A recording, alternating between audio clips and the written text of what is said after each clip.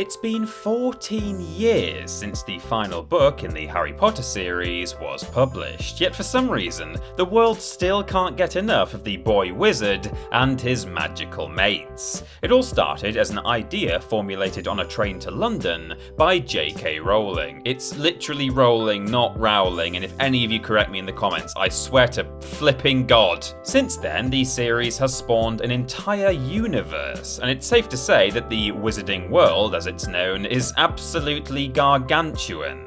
There are no fewer than 7 books and 8 films about the bespectacled Half-Blood, 2 spin-off Fantastic Beasts movies and counting, a stage play, various other books not part of the main series, and even a theme park, not to mention an absolute plethora of merchandise, and of course, video games that we are doomed to one day rank from worst to best. From movie tie-ins and mobile titles to augmented reality and Lego, Potter games pretty much cover all genres, with the exception of one, the open world RPG. Well, and dating sim, but that's probably for the best. And I suppose they haven't actually done an FPS yet. In fact, I take back that last statement, just ignore me. The point is though, you lucky Potterheads, that the wait is almost over for Hogwarts Legacy. What is Hogwarts Legacy, you ask? Well, grab your extendable ears, accio your arse over here, and prepare to be stupefied, because I'm Peter from TripleJump, and here are 10 things you need to know about Hogwarts Legacy. Number 10. JK Rowling's level of involvement. Okay, let's immediately address the elephant in the room. I don't think it's unfair to say that JK Rowling doesn't know when to stop talking, or more accurately, stop typing. That is to say that even those on her side of the fence would have to agree that it would be easier for literally everyone, including herself, if she succumbed to a silencio charm. For those not in the know, over the past few years, Rowling has managed to piss off swathes of Harry Potter fans with everything from wild retcons at best to transphobic rhetoric at worst. Specifically, she courted severe backlash in mid-2020 after making a number of controversial statements pertaining to her stance on biological sex versus gender identity with regards to menstruation. Since then, a great many wizarding fans around the world, trans and cis alike, have reluctantly eschewed all things Potter so as not to support Rowling financially. Naturally, this has invoked questions from the media as to whether or not the author has been involved in the development of Hogwarts Legacy, to which Warner Brothers has responded with a resounding, "Not really." JK Rowling is not directly involved in the creation of the game, states the FAQ on the Warner Brothers website. However, her extraordinary body of writing is the foundation of all projects in the wizarding world. It also states that Hogwarts Legacy is not a new story from JK Rowling. So we can at least be sure that she has genuinely not had a hand in this project specifically. All that being said though, it's pretty safe to assume that she will be earning royalties from the game, which may well be enough on its own to deter some prospective players. On the other hand, in the same way that a number of actors from the film adaptations have publicly distanced themselves from Rowling's comments, it's worth remembering that she also does not speak for those involved in the game's development. Indeed, Bloomberg's Jason Schreier recently confirmed this, stating in a tweet that a number of the game's developers are frustrated by the situation because, quote, development of the game started long before Rowling's anti-trans crusade. And additionally, an article by the same reporter stated that Avalanche intend to implement trans-inclusive character creation, where the player can choose any combination of masculine or feminine body types and voices, and choose to stay in either the witch or wizard dormitory. Ultimately, the consumer will simply have to make an informed choice on whether they wish to buy the game, if only to support a team that have put blood, sweat and tears into what looks like an objectively good project, regardless of the views of the original artist. And for the avoidance of doubt, trans women are women. Number 9. It's an open world RPG from the makers of Disney Infinity.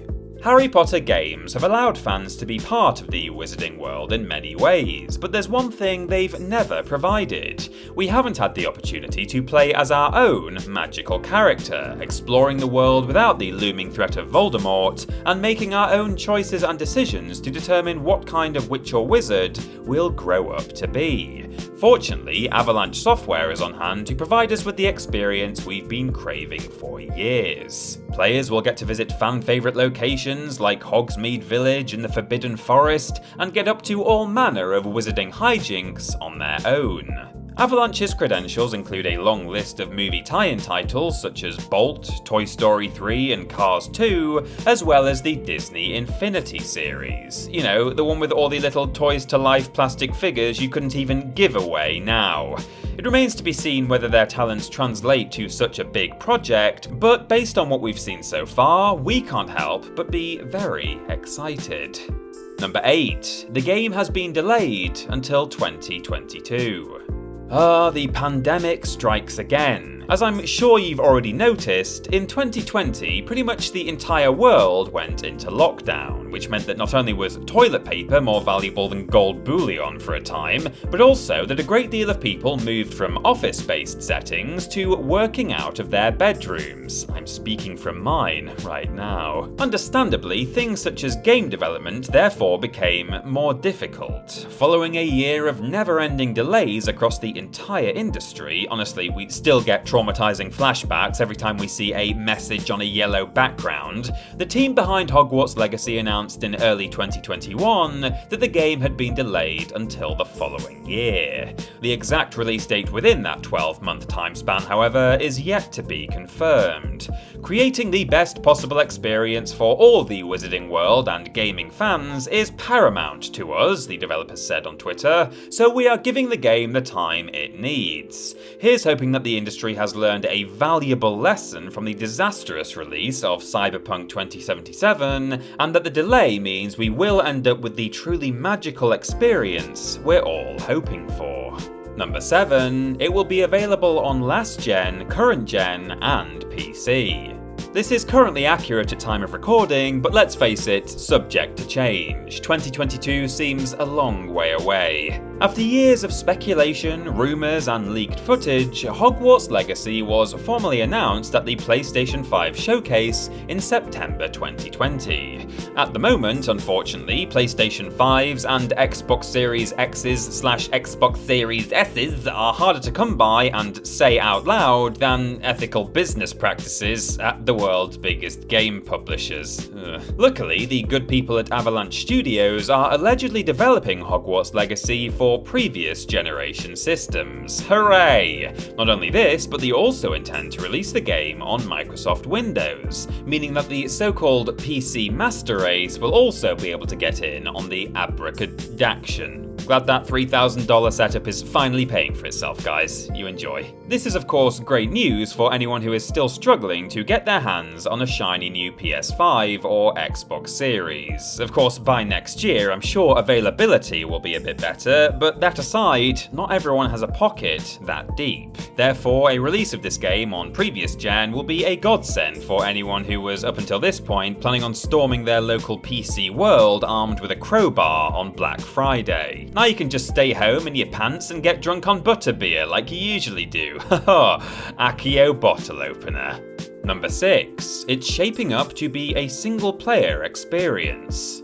There's a time and a place for interacting with other people. If you slip in your bathroom, break your arm and have to go to A&E, for example. Or if your kitchen catches fire while you're heating up your 5th cheese toastie of the week. I know they're quite specific examples, but let me tell you, my lockdown has been a fascinating experience. It turns out, however, that practicing spells at Hogwarts is not one of those times or places, because based on what we know already, Hogwarts Legacy is shaping up to be a single-player experience. I don't need any help. It's Leviosa, isn't it?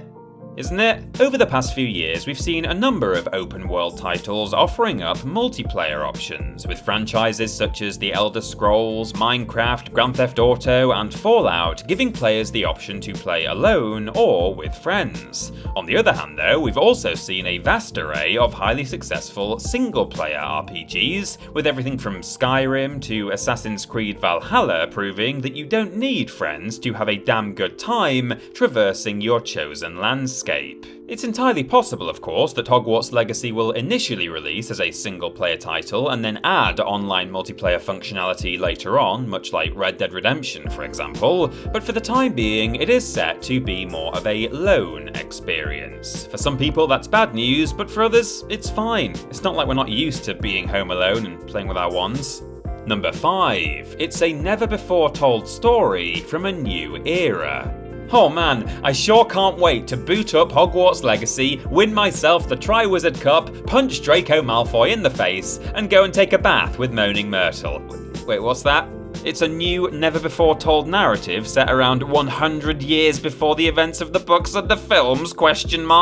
That's right, Potter fans. No more shall you be forced into a linear story that simply follows the books. Instead, you'll be free to absorb yourself in a brand new tale, taking place around a century before the boy who lived was even alive to live in the first place. The details of the new storyline are somewhat vague, but what we do know is that it's set at Hogwarts in the late 1800s. According to the game's official website, you have received a late acceptance to the Hogwarts School of Witchcraft and Wizardry, and soon discover that you are no ordinary student. You possess an unusual ability to perceive and master ancient magic. Ancient magic? It sounds like we might be in for a few interesting retcons. That could split the crowd, but we're going in with open minds and remaining quietly optimistic that Hogwarts Legacy will deliver the true wizarding or witching experience we've been longing for all of these years. Number 4, there could be some familiar faces.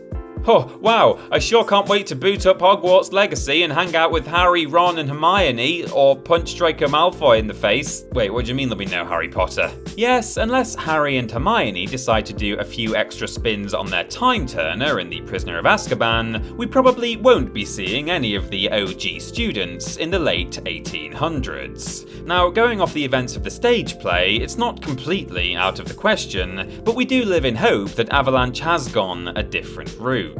However, whilst we won't get to spend time with our young favourites, it does open up a whole new world of possibilities for brand new heroes, villains, and everything in between.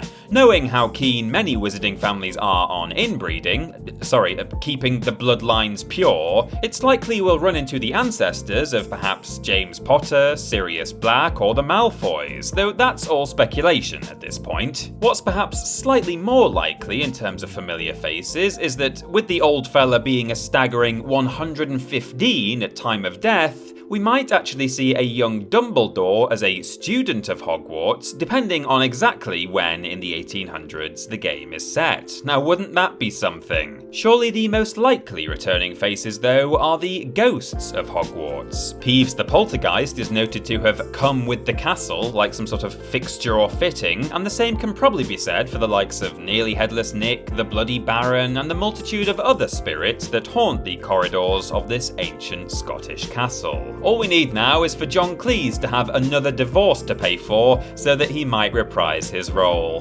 Number 3, you'll be venturing well beyond the castle walls. If, like me, you dream of splashing all your hard-earned cash in Weasley's Wizard Wheezes and eating sugary treats until you vomit in Honeydukes, but you weren't blessed with a very generous Christmas bonus this year — I'm not ungrateful for the socks, Adam, they're very cozy, but I can't buy sweets with them — then Hogwarts Legacy may prove to be a frugal alternative to an expensive trip to Florida. Naturally, with a title like Hogwarts Legacy, we expect to be able to freely roam the corridors of the castle itself to uncover all of the secrets within. Although not the Chamber of Secrets, you can keep that one. I really don't like snakes. Aside from the school, though, Avalanche has confirmed that players will also get to explore the Forbidden Forest, which we already know is home to all manner of creatures, from the benevolent unicorns and slightly weirdly CGI'd centaurs to, we can't go in there!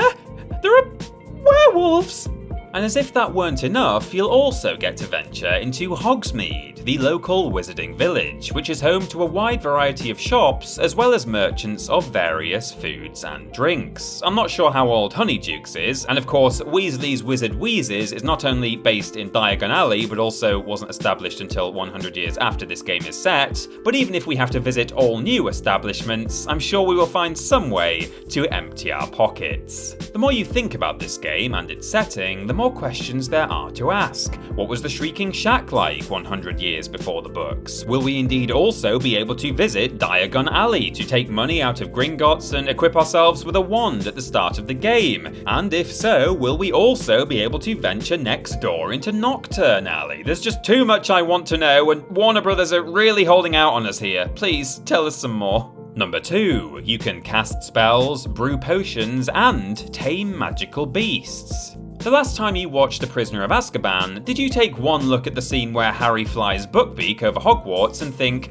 oh yes please? Well, Hogwarts Legacy may just give you the opportunity to experience that for yourselves. Admittedly, this is another case where we've only been given the broad strokes and not the finer details, so we can't say one way or another whether we will get a hippogriff of our very own, but we have to assume that with the taming of magical beasts confirmed as a game mechanic, it seems one of the most obvious choices for the developer. All that being said, if weird and wonderful creatures aren't your cup of tea, you might be more at home practicing your wand work or dueling with other students. Just don't let the teachers catch you, or they'll certainly have you hanging by your thumbs in the dungeons. For the half-blood princes among you though, perhaps you'd prefer to try your hand at potion brewing. Got your eye on that enchanting witch or wizard from History of Magic class? Well, maybe you'll be able to whip up a batch of Amortentia, and he or she will quickly be putty in your hands. Not that we'd endorse such things, love potions seem a bit unethical to us on balance. And number 1, you can become a dark wizard. If you're the sort who read through the Harry Potter books and thought to yourself, you know what, this Voldemort chap has got some good ideas, then you're going to be in for a treat when you pick up Hogwarts Legacy, but also maybe you should get some help. Moral choice systems are absolutely not a new thing when it comes to the world of video games, with titles such as Knights of the Old Republic and Fable employing the mechanic to great effect. The wizarding world already has a very clear set of moral compasses, from the Order of the Phoenix to the Death Eaters and everything in between. So there's a great deal of scope to play a well-rounded, multi-dimensional character that is as evil or virtuous as your decisions shape them to be. Again, the developers are holding their cards very close to their chest, so we don't know just how much impact on the overall story the morality system will have. But we live in hope that it will draw inspiration from the likes of KOTOR in order to create a unique magical experience for every player. In all honesty though, we're just hoping to get the opportunity to Crucio a couple of NPCs. Oh, take that, you Slytherin scum! Oh man, I just alienated like 25% of the viewers who've been on Pottermore. Don't forget to thumbs up the video, please. I'm sorry.